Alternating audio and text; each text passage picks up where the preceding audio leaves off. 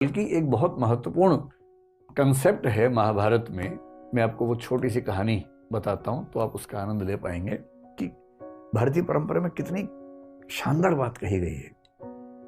महाभारत आप जानते हैं क्या होता है ना। तो महाभारत का युद्ध चल रहा है कुरुक्षेत्र में, और युद्ध काफी सघन बिंदु पे आ चुका है, खतरनाक बिंदु पे आ चुका है। कौरवों की सेना बहुत बड़ी है, पांडवों की सेना छोटी है। बस पांडवों के पास ये है कि कृष्ण साथ में है, और कृष्ण की जो कूटनीति है, वैसे भी लठैती काम नहीं आती है, कूटनीति बहुत बड़ी चीज है लठैती की तुलना में, उसकी वैल्यू ज्यादा होती है।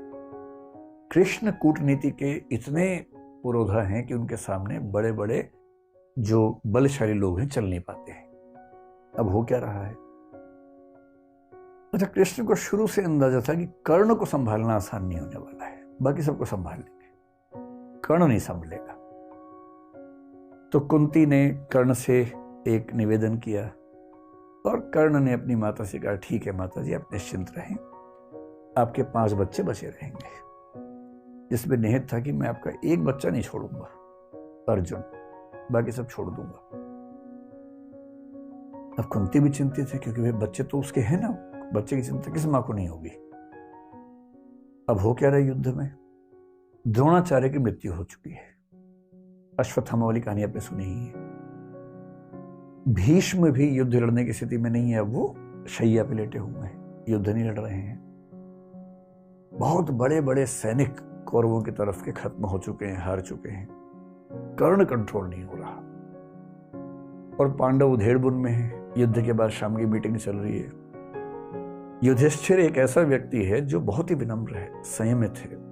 आप युधिष्ठिर के मुंह से गलत बात आमतौर पर नहीं सुनेंगे, क्योंकि संयम बहुत ज्यादा है।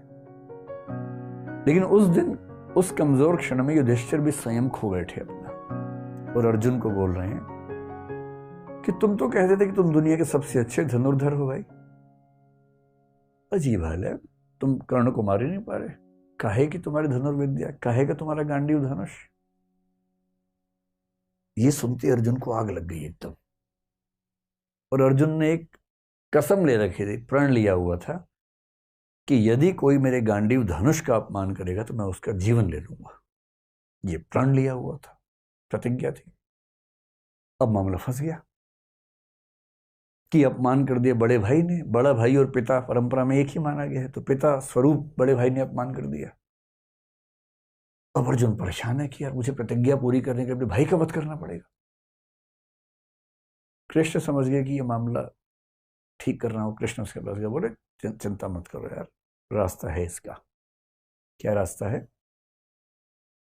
बोले शास्त्रों में कहा गया है कि पिता का अपमान करना और पिता की हत्या करना बराबर बात है। तो तुम युधिष्ठिर का अपमान कर दो, तुम बड़े भाई के वध के पाप से मुक्त हो जाओगे। उसने कहा ये ठीक रहेगा। तो उसने उसी सभा में वापस जाके बोला, आपने जो जुआ खेला उसकी वजह सब कुछ हो रहा है। आपने ही सारी गड़बड़ की थी। उस दिन आपने पत्नी को दांव पर लगा दिया, राज्य को दांव पर लगा दिया, आपकी वजह से वनवास हम सबको मिला, हम सबका जीना मुश्किल हुआ, ये आप जिम्मेदार हैं इसके। युधिष्ठिर अवाक देख रहे हैं कि ये क्या बोल रहा है भाई, कैसे बोल रहा है। फिर कृष्ण ने संकेत किया, हो गया बस, पर्याप्त है। अब वापस आए। युधिष्ठिर तो चुप हो गए। उदात्त आदमी चुप हो जाता है, ऐसे क्या बोलेगा उसके बाद। अब अर्जुन को गिल्ट फीलिंग बड़ी खतरनाक है। कृष्ण के पास बैठ के बोल रहा है कि मैं ये झेल नहीं सकता। पिता की निंदा और पिता की हत्या बराबर है। मैंने पिता की निंदा की, यानी कि मैंने पिता की हत्या की है, और पिता की हत्या के बाद मैं जीवित रहूं ये संभव नहीं है। मैं तो खुद को खत्म करूंगा। सबने समझा है, पर वो अड़ गया ना, और फिर चिता तैयार कर ली गई उसके लिए। अब कृष्ण को लगा, बताओ यार, एक सोल्यूशन निकाला है तो मामला दूसरा फंस गया। फिर कृष्ण ने मामला संभाला। कृष्ण तो मामला संभाल लेते हैं। कृष्ण बोले, देखो शास्त्रों में एक बात और कही गई है। तो अर्जुन तो तैयार था एकदम। तो उसने कहा, क्या कहा गया है? कृष्ण ने कहा, आत्म प्रशंसा और आत्महत्या बराबर है, इसलिए अपनी तारीफ कर लो, आत्महत्या हो जाएगी। अब ये कहानी कितनी सही है कितनी गलत है मुझे नहीं पता, क्योंकि मैंने तो इंटरनेट से कहीं ढूंढी तो पढ़ी है पूरी कहानी। पर एक रोचक बात है, आत्म प्रशंसा को, नार्सिसिज्म को आत्महत्या माना गया है। और इसका मतलब है कि हमारी कल्चर ये सिखाती है कि कोई भी बच्चा अगर उछल कूद मचाए कि मैं तो ये हूं, मैं तो वो हूं, तो ना, तुम ये वो नहीं हो, एक बहुत बड़े संसार के छोटे से हिस्से हो, उतने ही हो, उतना ही अपने आप को समझो। और इसीलिए आपको इंडियन फिलॉसफी, इंडियन लिटरेचर की परंपरा में ऐसे एक से बढ़कर एक लोग दिखेंगे, बहुत योग्य थे पर बड़ा बोल नहीं बोलते थे।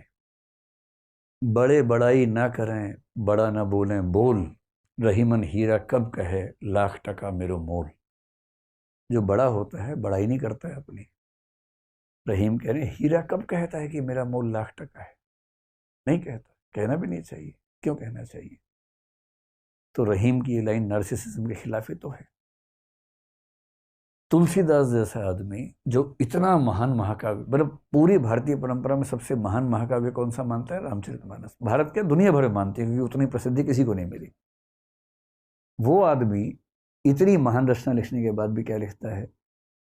कवित विवेक एक नहीं मोरे, सत्य कहो लिखी कागज कोरे। यानी कविता करने का विवेक रत्ती भर मेरे अंदर नहीं है, मैं तो जो सच समझता हूं कोरे कागज पर लिख देता हूं, बस इतना ही करता हूं। कवि न हो नहीं बचन प्रवीणु, सकल कला सब विद्याहीनु। ना कवि हूं, ना भाषा की प्रवीणता मेरे अंदर है, सारी विद्याओं से हीन हूं, बहुत ही छोटा व्यक्ति हूं। ये वो व्यक्ति कह रहा है जिसने दुनिया का सबसे सफल महाकाव्य लिखा है, क्योंकि उसके संस्कार ये कहते हैं कि अपनी प्रशंसा करना बहुत बुरी बात है। कबीर दास ने पूरी दुनिया में आग लगा दी, इतना अच्छा साहित्य लिखा, इतना अच्छा साहित्य लिखा। और जब किसी ने पूछा कि आप इतनी अच्छी कविताएं कैसे लिखते हैं, तो क्या कह रहे हैं? तुम जिन जान्यो गीति हैं वह निज ब्रह्म विचार। तुम जिनको मेरी कविताएं बता रहे हो ना, कविता वविता कुछ नहीं है, मैं तो अपनी बात भगवान के बारे में लिखता हूँ, आप उसको बोलते कविता है। कविता कहाँ? ना मैं पढ़ा लिखा हूँ, ना मैं कुछ जानता हूँ। मतलब कबीर कह रहे हैं कि मैं पढ़ा लिखा नहीं हूं, जबकि उनका साहित्य पढ़ के लोग पीएचडी कर करके खत्म हो गए हैं, पर वो कह रहे हैं कि मैं तो पढ़ा लिखा नहीं। बड़प्पन की पहचान होती है अपने बारे में कुछ ना कहना, और ये बात भारतीय परंपरा में एक नहीं, दो नहीं, हजारों बार कही गई।